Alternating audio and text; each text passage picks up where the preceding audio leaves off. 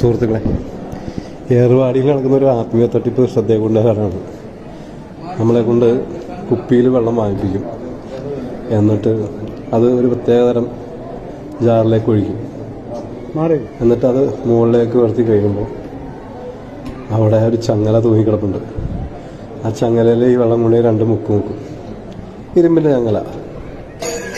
അതിനുശേഷം തിരിച്ച് ആ കുപ്പിയിലേക്ക് തന്നെ തിരിച്ചു വയ്ക്കും. അതിന് എന്തോ പ്രത്യേകതയുണ്ടെന്നാണ് പറയുന്നത്.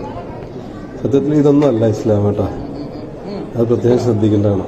ഇത് ഒരു തരം തട്ടിപ്പുകളാണ്, ജീവിക്കാനുള്ള തട്ടിപ്പാണ്. എല്ലാവരും കരുതിയിരിക്കുക, ഇത്തരം തട്ടിപ്പുകളൊന്നും പോയി പറ്റില്ല. ഇതൊന്നും അല്ല ഇസ്ലാം.